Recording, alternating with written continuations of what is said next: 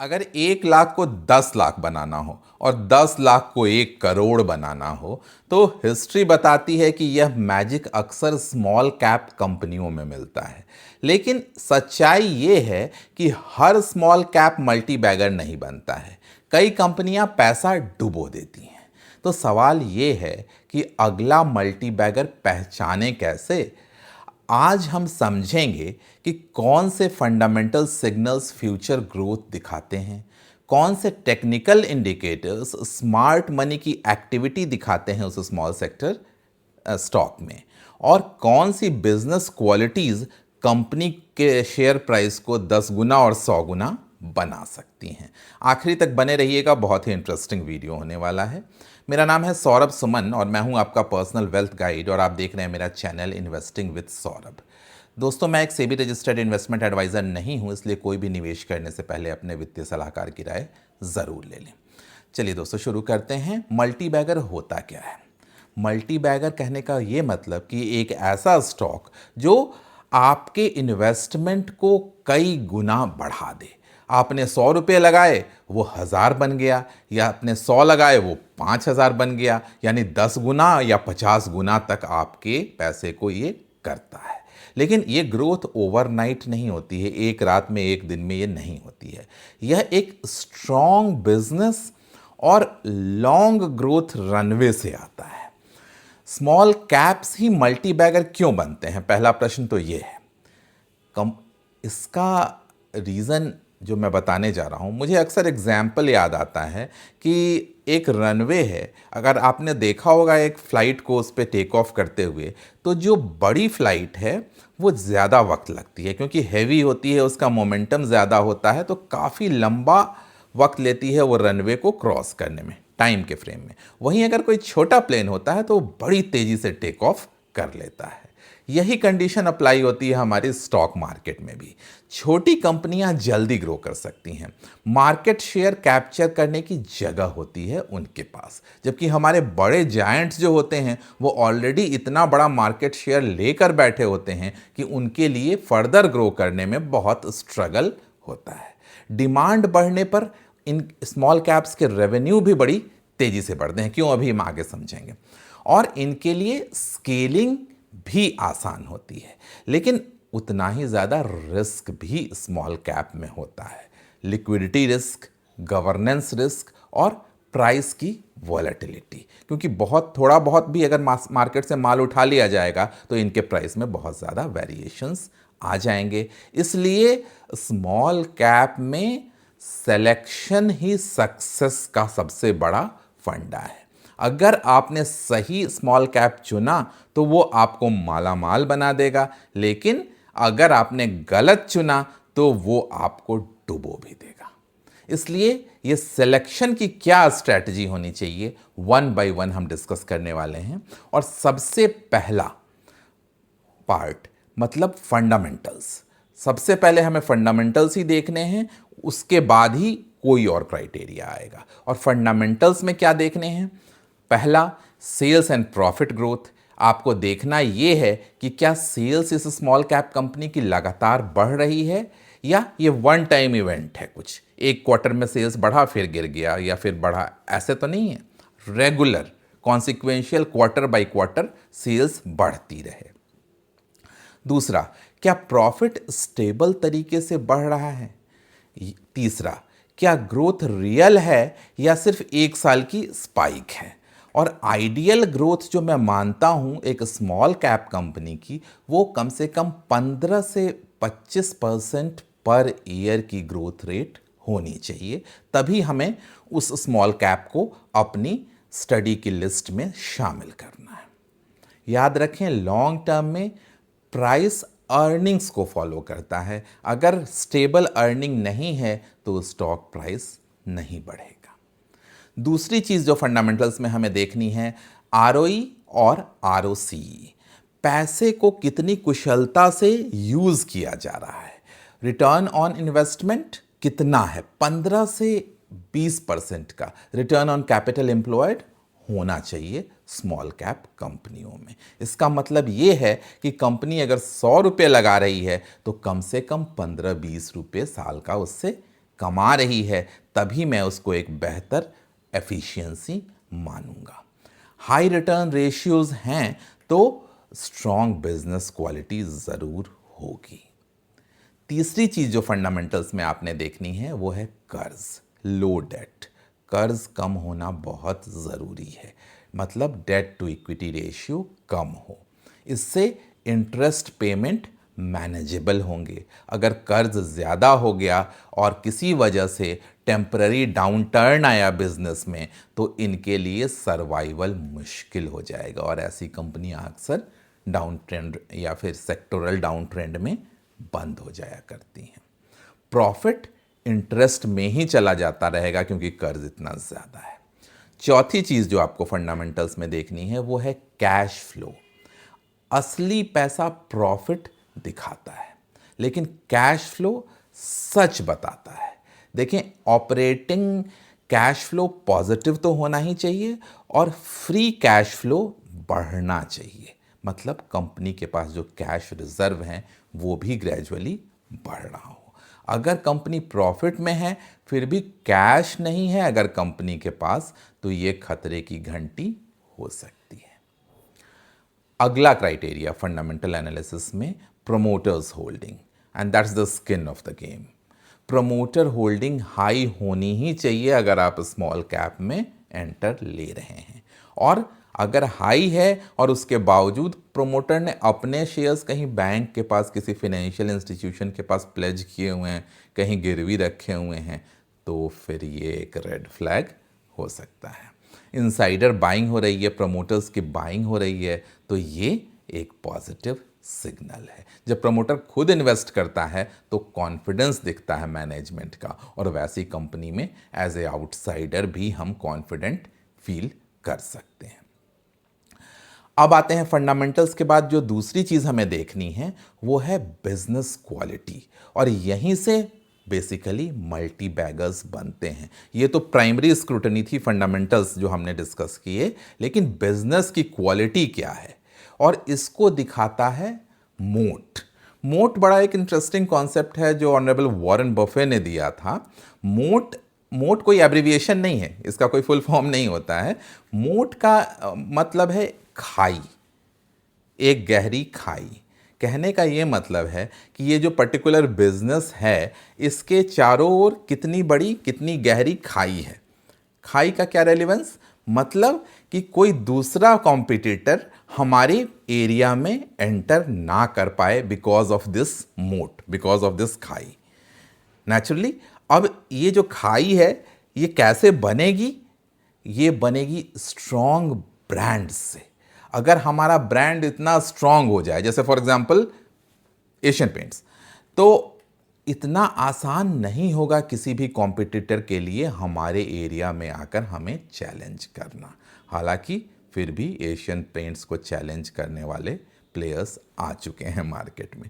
फिर भी एक क्राइटेरिया बता रहा हूं जो स्मॉल कैप में, कि मोट एक तो पहला स्ट्रॉन्ग ब्रांड, दूसरा नीच डोमिनेंस। हम जिस चीज़ में काम कर रहे हैं उसमें हमारी डोमिनेंस होनी चाहिए, हम एक स्ट्रॉन्ग प्लेयर होने चाहिए। ये स्मॉल कैप सेक्टर जिसकी बात कर रहे हैं वो एक स्ट्रॉन्ग प्लेयर होना चाहिए। और तीसरा स्विचिंग कॉस्ट, ग्राहक के लिए ये प्रोडक्ट बदलना मुश्किल हो तो ये एक बहुत ही पॉजिटिव साइन है। और इसके अलावा गवर्नमेंट रेगुलेशंस की बात करें, क्योंकि कई बार गवर्नमेंट रेगुलेशंस भी ऐसे स्ट्रिंजेंट होते हैं कि एक नए प्लेयर के लिए कोई नए नीच में आना मुश्किल होता है। साथ ही साथ टेक्नोलॉजिकल एडवांटेज भी अगर उस कंपनी को हो तो हम वैसे स्मॉल कैप को कहेंगे कि this is having a strong मोट स्मॉल कैप कंपनी।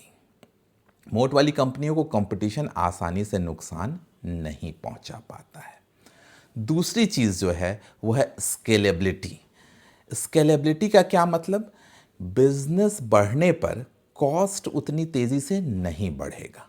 उदाहरण के लिए मान लो कोई सॉफ्टवेयर कंपनी है, उसने अपने बिजनेस की शुरुआत की, इनिशियली उसके पास 100 कस्टमर हैं, लेकिन उसने 10 एम्प्लॉई अपने किए हुए हैं, ऑफिस इंफ्रास्ट्रक्चर उसका बना हुआ है। अगर 100 से 1000 कस्टमर्स पे वो मूव करता है तो यही 100 आदमी या मैक्सिमम 2-4 और हायरिंग करके हम इस डिमांड को पूरा कर सकते हैं। हमारे एक्सपेंस उस कंपैरिजन में नहीं बढ़ेगी। तो ये हम कहेंगे कि इसकी scalability, this company is more scalable. Manufacturing without scalability, production बढ़ाने के लिए भारी इन्वेस्टमेंट की ज़रूरत ऐसी कंपनियों को नहीं चाहिए होती है, और ऐसी कंपनियां अपने प्रॉफिट को तेज़ी से मल्टीप्लाई कर पाते हैं। तीसरी चीज़ जो देखनी है, ऑपरेटिंग लिवरेज। अब ये ऑपरेटिंग लिवरेज क्या होता है? सेल्स बढ़ने पर प्रॉफिट भी उतनी ही तेज़ी से बढ़े। ऐसा नहीं कि सेल्स बढ़ रही है और पर प्रॉफिट ना बढ़ रहा है। फॉर एग्जाम्पल, एक फैक्ट्री की फिक्स्ड कॉस्ट है मान लो 10 करोड़। अगर सेल्स 12 करोड़ का है, प्रॉफिट कम है। अगर सेल्स 20 करोड़ का है तो प्रॉफिट तेज़ी से बढ़ेगा। क्यों? क्योंकि वो फैक्ट्री लगाने का फिक्स कॉस्ट तो हम पहले ही दे चुके हैं। तो हमें अब बस रिटर्न लेना है, और जितना ज़्यादा सेल्स होगा उसी कंपैरिजन में उस स्मॉल कैप सेक्टर की इनकम भी बढ़ेगी, प्रॉफिट भी बढ़ेगा। यानी हाई ऑपरेटिंग लेवरेज तो अर्निंग एक्सप्लोजन का पोटेंशियल हो सकता है उस स्मॉल कैप कंपनी में। तो हमेशा ही हमें देखना है हाई ऑपरेटिंग लेवरेज को। अब ग्रोथ रनवे, अगली चीज़, ग्रोथ रनवे का मतलब ये कि फ्यूचर ग्रोथ की लंबाई। आप ये खुद से पूछें कि क्या ये इंडस्ट्री अभी शुरुआती फेज में है?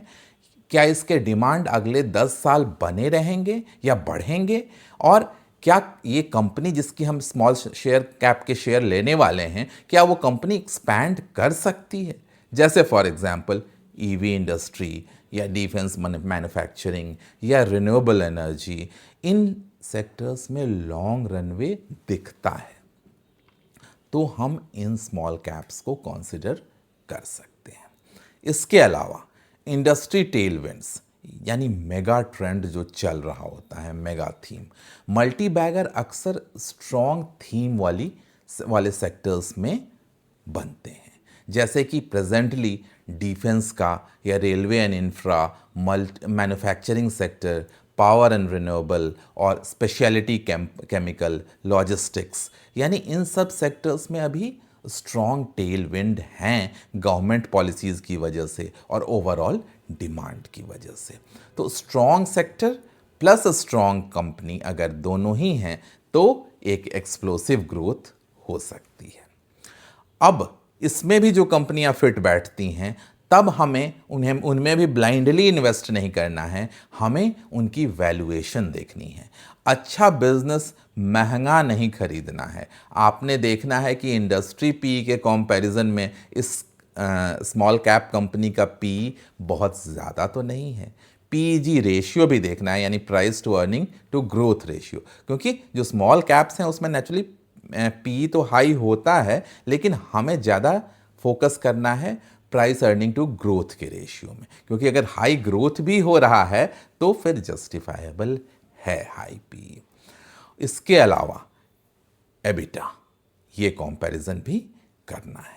बेस्ट रिटर्न्स तब मिलते हैं जब ग्रोथ रीजनेबल प्राइस पे मिले। अगर बहुत महंगे प्राइस पे आप हाईली ग्रोइंग कंपनियां खरीद रहे हैं तो उतना बेहतर रिटर्न आपको नहीं मिलेगा। आपने टेक्निकल सिग्नल्स भी देखने हैं, यानी स्मार्ट इन्वेस्टर के फुटप्रिंट्स किन स्मॉल कैप कंपनियों में नज़र आ रहे हैं। जो बड़े बड़े एफआईआईज हैं, डीआईआईज हैं या एचएनआईज हैं, वो किन स्मॉल कैप कंपनियों में अपने पैसे लगा रहे हैं प्रॉपर स्क्रूटनी के बाद। फंडामेंटल्स बताते हैं कि क्या खरीदें, टेक्निकल्स बताते हैं कि कब खरीदें। लॉन्ग टर्म बेस फॉर्मेशन जब हो गया तब हम सोच सकते हैं, लंबे समय का कंसोलिडेशन हो गया तब हम सोच सकते हैं, यानी वो बड़ी मूव की तैयारी कर रहा है, ब्रेकआउट वॉल्यूम के साथ आ रहा है, हाँ मोटे मोटे कैंडल्स बन रहे हैं, तो हम इनको सोच सकते हैं। वॉल्यूम सर्ज हो रहा है, इसका मतलब ये है कि कोई बड़ा प्लेयर इस स्मॉल कैप शेयर को उठा रहा है मार्केट से, या तो इंस्टीट्यूशनल बाइंग चल रही है या कोई एचएनआई बाई कर रहा है। जब भी वॉल्यूम सर्ज आए तो सीधा सा कंक्लूजन ये है। मार्केट गिर रहा हो और कोई स्मॉल कैप स्टॉक फिर भी स्टेबल हो, ये अगेन एक सिग्नल है कि कोई ना कोई चुपके चुपके धीरे धीरे एक्यूमुलेट कर रहा है इस स्मॉल कैप स्टॉक को।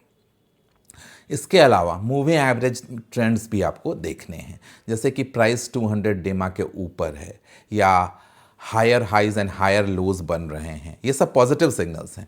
तो स्ट्रॉन्ग ट्रेंड बन रहा है इस स्मॉल कैप सेक्टर में। वहीं कुछ रेड फ्लैग्स भी हो सकते हैं जिनसे आपको बचना है, जैसे पहला, प्रमोटर ने अपने शेयर्स प्लेज किए हों बहुत हाई क्वांटिटी में, या फिर उन स्मॉल कैप में कोई छोटी कंपनियां हैं, अक्सर इरेगुलरिटीज़ मिलती हैं इनमें, तो अकाउंटिंग में इरेगुलरिटीज़ देखी जा रही हैं, या इसके ऑडिटर फ्रीक्वेंटली बदले जा रहे हैं, या सडन मार्जिन में जंप और फॉल देखा जा रहा है, फ्रीक्वेंट फंड रेजिंग कर रही है कोई स्मॉल कैप कंपनी, या ऑपरेटर ड्रिवन स्पाइक्स नज़र आ रहे हैं स्टॉक प्राइसेस में। इसके अलावा डेट लेकर कंपनियां एक्सपैंड कर रही हैं। ये सब रेड फ्लैग्स हैं। अगर किसी स्मॉल कैप कंपनी में आपको ये चीज़ें नज़र आ रही हैं तो फिर आपको उसे अपने पोर्टफोलियो का हिस्सा नहीं बनाना है। पूरी स्ट्रैटेजी के साथ बाइंग करनी है, ऐसे नहीं, पूरी स्टडी करके थोरो समझ के, और तब हम एक या दो हीरे निकालेंगे और उसमें अपना पैसा लगाएंगे। उसमें भी स्टैगर्ड बाइंग करें, कम से कम 5 से 10 साल का होराइज़न रखें, अपना माइंडसेट रखें। ये ना करें कि जब इतनी स्टडी के बाद हमने चुनकर एक निकाला और उसमें 1 साल के अंदर प्रॉफिट नहीं बना तो थक कर हम उससे निकल गए, तब आप ज़िंदगी भर यही करते रहोगे, कभी मल्टी बैगर रिटर्न नहीं बनेगा आपका। क्वार्टरली परफॉर्मेंस को ट्रैक करें। बिजनेस मजबूत हो तो ऐड भी कर सकते हैं, लेकिन अगर आपकी थीसिस टूट रही है, ये जो स्टडी किए हमने उनमें कहीं ना कहीं गलतियां निकल रही हैं या फ्यूचर में चेंजेस आ रहे हैं, तो हमें एग्जिट भी करना पड़ेगा, लॉस भी बुक करना पड़ेगा स्मॉल कैप शेयर में। तो ध्यान रखें, कभी ईगो पे नहीं लेना। आपने चुन के निकाला, you have to be invested with determination, लेकिन अगर विजिलेंट भी रहना है, क्वार्टरली रिजल्ट्स भी देखने हैं और कहीं गलतियां ग्रॉस स्केल पे हो रही हैं तो हमें निकलना है। सेल्स ग्रोथ स्ट्रांग होनी चाहिए, आरओसी हाई होनी चाहिए, डेट लो होना चाहिए, कैश फ्लो स्ट्रांग होना चाहिए, प्रमोटर का कॉन्फिडेंस होना चाहिए, मोट होना चाहिए, स्केलेबल मॉडल होना चाहिए, ऑपरेटिंग लेवरेज होनी चाहिए, लॉन्ग रनवे होना चाहिए, रीजनेबल वैल्यूएशंस होने चाहिए और इंस्टीट्यूशनल एक्युमुलेशन होना चाहिए। ये सारे सिम्टम्स थे जो मैंने आज के वीडियो में आपको बताए। मल्टी बैगर स्टॉक ढूंढना लक नहीं है, यह एक पेशेंस, रिसर्च और कन्विक्शन का खेल है। स्मॉल कैप्स में वेल्थ क्रिएशन छुपा है, लेकिन सिर्फ उन लोगों के लिए जो प्राइस नहीं बिजनेस को समझते हैं। क्या आप समझ पाएंगे उस बिजनेस को? जल्दी ही मिलते हैं किसी ऐसे नए वीडियो के साथ। तब तक सौरभ सुमन साइनिंग ऑफ।